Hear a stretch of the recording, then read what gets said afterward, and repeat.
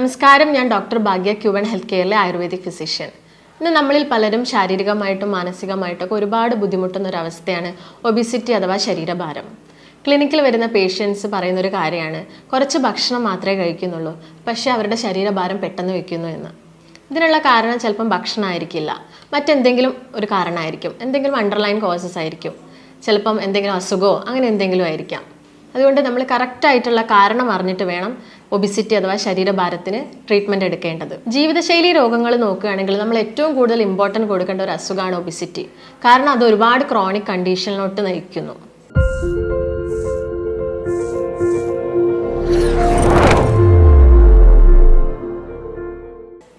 Obesity എങ്ങനെ നമുക്ക് മനസ്സിലാക്കാം എന്ന് നോക്കാം.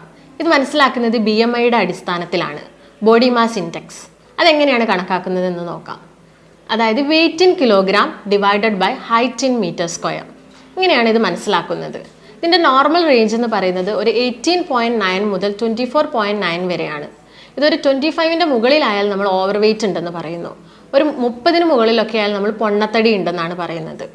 അതൊരു 18ന് താഴെയാണെങ്കിൽ നമ്മൾ അണ്ടർ വെയ്റ്റും ആണെന്ന് പറയുന്നു. അതായത് ഒരാളുടെ ഹൈറ്റ് ഒരു 170 സെൻറ്റിമീറ്റർ ആണെങ്കിൽ ആ വ്യക്തിക്ക് വേണ്ട വെയ്റ്റ് എന്ന് പറയുന്നത് ഒരു 68നും 72നും ഇടയിലായിരിക്കണം. അതൊരു 74ന് മുകളിലൊക്കെ കയറുന്ന സമയത്താണ് നമ്മൾ ഒരാളുടെ വെയിറ്റ് കൂടി വരുന്നുണ്ട്, അല്ലെങ്കിൽ ഓവർ വെയ്റ്റ് ആവുന്നുണ്ട് എന്നൊക്കെ പറയുന്നത്.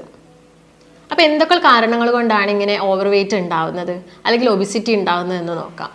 ആദ്യത്തെ കാരണം എന്ന് പറയുന്നത് പാരമ്പര്യമാണ്. നമ്മുടെ അപ്പൂപ്പന്മാരൊക്കെ കുറച്ച് തടിയുള്ളവരാണെങ്കിൽ അത് കുട്ടികൾക്കും വരാനുള്ളൊരു ചാൻസ് ഉണ്ട്.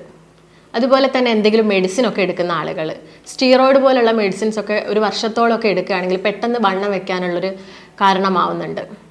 അതുപോലെ തന്നെ നോക്കുകയാണെങ്കിൽ ഈ കൂടുതലായിട്ടും ഈ PCOD, ഈ ഹോർമോൺ ചേഞ്ചുള്ള അസുഖങ്ങളുള്ളവർ, തൈറോയിഡ്, ഹൈപ്പോതൈറോയിഡിസത്തിലൊക്കെ ആളുകൾക്ക് പെട്ടെന്ന് വണ്ണം വെക്കുന്നു.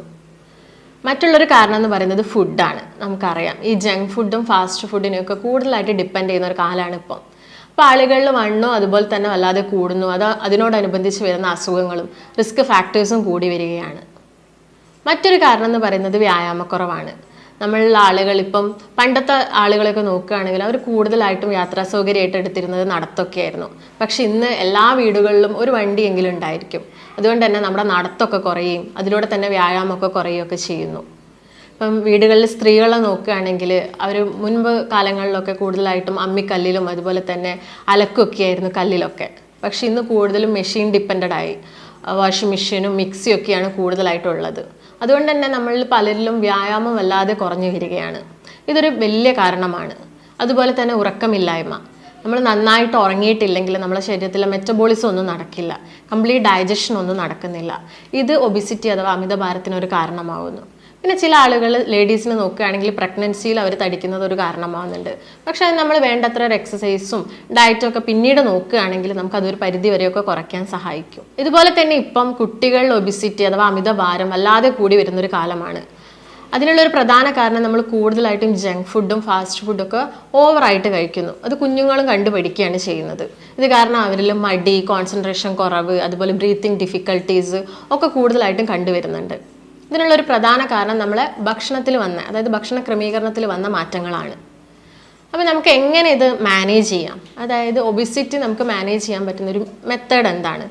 നമ്മളെ ഭക്ഷണത്തിൽ കൂടുതലായിട്ടും ബാലൻസ്ഡ് ആയിട്ടുള്ള ഒരു ഡയറ്റ് കീപ്പ് ചെയ്യാൻ ശ്രദ്ധിക്കുക. ഒരു ബാലൻസ്ഡ് ഡയറ്റ് എന്ന് പറയുമ്പം ഈ കോംപ്ലക്സ് കാർബോഹൈഡ്രേറ്റ് ഭക്ഷണങ്ങൾ, അതായത് ഫ്രൂട്ട്സ്, വെജിറ്റബിൾസ്, ഗ്രെയിൻസ് എന്നൊക്കെ പറയുമ്പോൾ ബ്രൗൺ റൈസ് കൂടുതലായിട്ട് യൂസ് ചെയ്യുക. അതുപോലെ തന്നെ ഗോതമ്പ് പൊടി ആണെങ്കിൽ വീട്ടിൽ ഉണക്കി പൊടിച്ചിട്ട് യൂസ് ചെയ്യാനൊക്കെ ശ്രദ്ധിക്കുക. അത് കൂടുതലായിട്ട് യൂസ് ചെയ്തിട്ട് ഈ സിമ്പിൾ കാർബോഹൈഡ്രേറ്റ് ആയിട്ടുള്ള ഭക്ഷണങ്ങൾ, അതായത് ഈ ബേക്കറി ഐറ്റംസും ഈ സോഫ്റ്റ് ഡ്രിങ്ക്സ്, കേക്ക്സ്, പേസ്ട്രീസ് അതൊക്കെ മാക്സിമം ഒഴിവാക്കുക. അങ്ങനെ നോക്കുകയാണെങ്കിൽ നമുക്ക് മാൽന്യൂട്രീഷനൊക്കെ കുറച്ചിട്ട് ഒരു ഹെൽത്തി ഡയറ്റ് കീപ്പ് ചെയ്ത് പോകാൻ പറ്റും. പിന്നെ ആളുകളൊക്കെ പറയും, എന്നും ഞാനിങ്ങനെ ഈ ഭക്ഷണം തന്നെ കഴിക്കണോ, ഇങ്ങനെ ഒരു ബാലൻസ്ഡ് ഡയറ്റ് എല്ലാ കാലവും ഞാൻ കൊണ്ട് നടക്കണ്ടേ, അല്ലെങ്കിൽ ഞാൻ പെട്ടെന്ന് തടിക്കില്ലേ എന്നൊക്കെ. ഇല്ല, ഒരു നോർമൽ അല്ലെങ്കിൽ ഒരു ഐഡിയൽ വെയിറ്റിൽ എത്തുകയാണെങ്കിൽ നമ്മൾ പിന്നെ നമുക്ക് ഇഷ്ടപ്പെട്ട ഭക്ഷണങ്ങളൊക്കെ കഴിക്കാം. അതൊരു ഇഷ്ടമുള്ള അത്ര കഴിക്കാതെ നോക്കുക. അതായത് ഒരു വേണ്ട അളവിൽ നമുക്ക് ഇടയ്ക്കൊക്കെ അത് കഴിക്കാൻ പറ്റും. അപ്പോൾ നിങ്ങളൊരു ബാലൻസ്ഡ് ഡയറ്റ് എപ്പോഴും കീപ്പ് ചെയ്ത് പോകാൻ ശ്രദ്ധിക്കുക. ഇങ്ങനെയുള്ള ആളുകളിൽ പിന്നീട് ഉണ്ടാകുന്ന കോംപ്ലിക്കേഷൻസ് എന്തൊക്കെയാണ്? നമുക്കറിയാം, നമ്മൾ കൂടുതൽ കൊഴുപ്പടങ്ങിയ ഭക്ഷണമൊക്കെ കഴിക്കുകയാണെങ്കിൽ ഈ കൊഴുപ്പ് നമ്മുടെ രക്തക്കുഴലിലൊക്കെ വന്ന് അടിഞ്ഞു കിടക്കും. അത് കൊളസ്ട്രോൾ കൂട്ടുകയും പിന്നീട് ഹൃദയസ്തംഭനം, ഹാർട്ട് അറ്റാക്ക് പോലെയുള്ള കണ്ടീഷൻസ് ഒക്കെ ഉണ്ടാക്കുന്നു. അതുപോലെ തന്നെ ഡയബറ്റീസ് ഡയബറ്റീസ് ഉണ്ടാക്കുന്നു, കിഡ്നി അസുഖങ്ങൾ ഉണ്ടാക്കുന്നു, യൂറിക് ആസിഡ് കൂടിയിട്ട് പിന്നീട് അത് ഗൗട്ട് പോലെയുള്ള അസുഖങ്ങളൊക്കെ ഉണ്ടാക്കുന്നു, ഹൈപ്പർ ടെൻഷൻ ഉണ്ടാക്കുന്നു. അതുപോലെ തന്നെ ഡയബറ്റീസ്, നമ്മളൊരു 90% ആളുകളിലും ഡയബറ്റീസ് കാണുന്നു. ഇതിനൊക്കെ ഉള്ളൊരു പ്രധാന കാരണം നമ്മൾ ഭക്ഷണ ക്രമീകരണത്തിലും അതുപോലെ വ്യായാമത്തിലൊക്കെ ഉണ്ടായ വ്യത്യാസങ്ങളാണ്. ഒബിസിറ്റി അഥവാ അമിതവണ്ണമുള്ള ആളുകൾ ശ്രദ്ധിക്കേണ്ട ഒരു കാര്യമുണ്ട്. ഈ എക്സസൈസ് ഒക്കെ സ്റ്റാർട്ട് ചെയ്യുന്ന സമയത്ത് പറയും 45 മിനിറ്റ്സ് മുതൽ ഒരു 1 അവർ വരെയാണ് നമ്മൾ ഡെയിലി ചെയ്യേണ്ടതെന്ന്. പെട്ടെന്ന് നമ്മൾ ഒരു ദിവസം അങ്ങ് സ്റ്റാർട്ട് ചെയ്താൽ പെട്ടെന്ന് വിഗറസ് ആയിട്ട് നമ്മളത് ചെയ്യുകയാണെങ്കിൽ അത് വേറെ എന്തെങ്കിലും ഒരു അസുഖമൊക്കെ ഉണ്ടാവാനുള്ള കാരണമാവുന്നുണ്ട്. അതുകൊണ്ട് തന്നെ നമ്മൾ വളരെ ശ്രദ്ധിച്ചിട്ട് വേണം എക്സസൈസ് ഒക്കെ സ്റ്റാർട്ട് ചെയ്യാം. ഒരു ഫസ്റ്റ് ഡേയിൽ ചിലപ്പോൾ നമുക്കൊരു 10 മിനിറ്റ് ചെയ്യാൻ പറ്റുന്നുണ്ടാവുള്ളൂ. അത് പിന്നെ മെല്ലെ മെല്ലെ കൂട്ടി ഒരു 45 മിനിറ്റ്സ് ഒക്കെ ആക്കി എടുക്കുക. അതോടൊപ്പം തന്നെ മറ്റെന്തെങ്കിലും അസുഖമുള്ള ആളുകളാണെങ്കിൽ, അതായത് ഒരു ആർത്രൈറ്റിസ് കംപ്ലയിൻസോ അല്ലെങ്കിൽ ഹാർട്ട് അറ്റാക്ക് ഒക്കെ മുൻപ് വന്ന ആളുകളാണെങ്കിൽ അത് വീണ്ടും നമ്മൾ ECG ഒക്കെ എടുത്ത് ചെയ്തതിന് ശേഷം മാത്രം എക്സസൈസ് വീണ്ടും സ്റ്റാർട്ട് ചെയ്യുക. വ്യായാമം അഥവാ എക്സസൈസ് പോലെ തന്നെ നമ്മൾ ഇമ്പോർട്ടൻസ് കൊടുക്കണം ഡയറ്റിനും. മുൻപുള്ള ആളുകളൊക്കെ വളരെ കൂടുതലായിട്ട് ഫോളോ ചെയ്തിരുന്ന ഒരു ഡയറ്റായിരുന്നു GM diet, gross Motors diet എന്ന് പറയുന്നത്. ഇപ്പം കൂടുതലായിട്ടും ആളുകൾ ഇൻ്റർമീഡിയറ്റ് ഫാസ്റ്റിംഗ്, വാട്ടർ ഫാസ്റ്റിംഗ് ഒക്കെ ചെയ്യുന്നുണ്ട്. അതായത് ഒരു 1 വീക്കിനുള്ളിൽ ഒരു 3 മുതൽ 5 kgs വരെ നമുക്ക് എങ്ങനെ പെട്ടെന്ന് കുറയ്ക്കാൻ സാധിക്കും. ഈ GM ഡയറ്റിലൂടെ നമുക്കത് സാധിക്കും. അതെന്തൊക്കെയാണെന്ന് നമുക്ക് നോക്കാം. GM ഡയറ്റിൽ വരുന്ന ഭക്ഷണ ക്രമീകരണങ്ങൾ, ഒരു 1 വീക്കിൽ വരുന്ന ഭക്ഷണ ക്രമീകരണങ്ങൾ എന്തൊക്കെയാണെന്ന് നമുക്ക് നോക്കാം. അതിൽ ഫസ്റ്റ് ഡേ നമ്മൾ കൂടുതൽ ഇമ്പോർട്ടൻസ് കൊടുക്കുന്നത് ഫ്രൂട്ട്സിനാണ്. ഫ്രൂട്ട്സ് എന്ന് പറയുമ്പോൾ നമുക്കറിയാം ഇതൊരു നല്ല ആൻറ്റി ഓക്സിഡൻ്റ് ആണ്. നമ്മുടെ ശരീരത്തിൻ്റെ റെജുവിനേഷനും അതുപോലെ തന്നെ നശിച്ച് കിടക്കുന്ന സെൽസിൻ്റെ ഒക്കെ റിപ്പയറിനൊക്കെ വളരെ ഇമ്പോർട്ടൻ്റ് ആണ് ഫ്രൂട്ട്സ് എന്ന് പറയുന്നത്. അതുകൊണ്ട് ഫ്രൂട്ട്സിൽ കലോറി കുറവാണ്, അതുപോലെ തന്നെ കാർബോഹൈഡ്രേറ്റ്സ് ഒക്കെ കുറവാണ് ഫ്രൂട്ട്സിൽ. ഫ്രൂട്ട്സ് നിങ്ങൾ കഴിക്കുകയാണെങ്കിൽ അത് കട്ട് ചെയ്ത് കഴിക്കാൻ നോക്കുക. ജ്യൂസ് അടിച്ച് കഴിക്കാൻ അത്ര താല്പര്യമുള്ള ആളുകളാണെങ്കിൽ ജ്യൂസ് അടിച്ചതിന് ശേഷം അത് അരിക്കാതെ കുടിക്കാൻ നോക്കുക. അതുപോലെ ഷുഗർ തീരെ ഇടാൻ പാടില്ല. ഇതാണ് നിങ്ങൾ ശ്രദ്ധിക്കേണ്ട ഒരു പ്രധാന കാരണം. നിങ്ങൾ ഫ്രൂട്ട്സ് മാത്രം കഴിക്കുന്ന സമയത്ത് നിങ്ങൾക്ക് ഇടയ്ക്കിടയ്ക്ക് വിശപ്പ് ഉണ്ടാവാം. ഈ ഇടവേളകളിൽ നിങ്ങൾക്ക് കൂടുതലായിട്ടും നട്ട്സ് ഇൻക്ലൂഡ് ചെയ്യാം. നട്ട്സ് എന്ന് പറയുന്നത് കൂടുതലായിട്ടും പ്രോട്ടീൻ റിച്ച് ഉള്ള ഫുഡാണ്. നിങ്ങൾക്ക് പെട്ടെന്ന് ക്ഷീണമൊക്കെ വരുന്ന സമയത്ത് ഒരു 3-4 നട്ട്സ്, ഒരു വാൾനട്ട്സോ അല്ലെങ്കിൽ ബദാമൊക്കെ ഒരു 3-4 എണ്ണമൊക്കെ കഴിക്കാം. അല്ലെങ്കിൽ സീഡ് ആണെങ്കിൽ നിങ്ങൾക്ക് ഫ്ലാക്സ് സീഡ്സും മെലൺ സീഡ്സും ഒക്കെ ഒരു 1 or 2 ടേബിൾ സ്പൂൺ എടുത്തിട്ട് നന്നായിട്ട് ചതച്ചിട്ട് വെള്ളത്തിലൊക്കെ മിക്സ് ചെയ്ത് കഴിക്കാവുന്നതാണ്. ഇതോടൊപ്പം തന്നെ നിങ്ങൾ ഒരു ദിവസം 2 മുതൽ 3 ലിറ്റർ വരെ വെള്ളം കുടിക്കണം. അതൊരു നല്ല ക്ലെൻസിങ് ആണ് നമ്മുടെ ശരീരത്തിന് തരുന്നത്. ഇതോടൊപ്പം തന്നെ നിങ്ങൾക്ക് ഒരു ഈവനിങ് ടൈമൊക്കെ ആകുന്ന സമയത്ത് ഒരു ബ്ലാക്ക് ടീ ഒക്കെ കുടിക്കാം. പക്ഷേ അതിൽ പഞ്ചസാര ഇടാൻ പാടില്ല. അതുപോലെ തന്നെ മിൽക്ക് ഒഴിവാക്കണം. അല്ലെങ്കിൽ ഒരു ചെറിയ എമൗണ്ട്, അത് ഷുഗറൊക്കെ ഉള്ള ആളുകളാണ് തീരെ പഞ്ചസാര ഇടാതെ കുടിക്കാതെ നോക്കുക. അല്ലാത്ത ആളുകളാണെങ്കിൽ ഒരു ചെറിയ ടീസ്പൂണൊക്കെ നമുക്ക് പഞ്ചസാര ആഡ് ചെയ്യാം.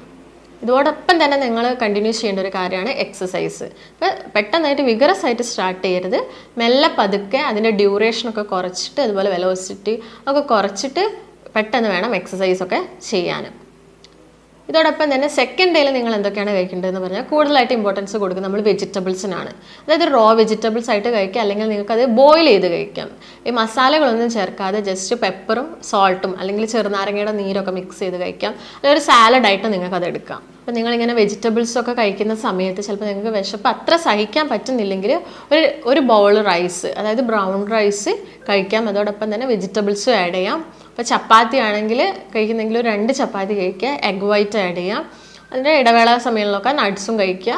അതോടൊപ്പം തന്നെ ഒരു 2.5 മുതൽ 3 ലിറ്റർ വരെ വെള്ളം കുടിക്കാൻ നോക്കുക. ഇതിൻ്റെ കൂടെ തന്നെ നിങ്ങൾ എക്സസൈസും ചെയ്യേണ്ടതുണ്ട്. ഒരു 3rd ഡേ ആണെങ്കിൽ നിങ്ങൾക്ക് ഫ്രൂട്ട്സും വെജിറ്റബിൾസും മിക്സ് ചെയ്തിട്ട്, അതായത് രാവിലെ ഇപ്പം വെജിറ്റബിൾസ് ആണ് കഴിക്കുന്നതെങ്കിൽ ഒരു 11 മണിക്ക് ആവുന്ന സമയത്ത് നിങ്ങൾക്ക് ഒരു ഗ്ലാസ് മിൽക്ക്, ഒരു സപ്ലിമെൻ്റ് ആയിട്ട് മിൽക്ക് എടുക്കാം.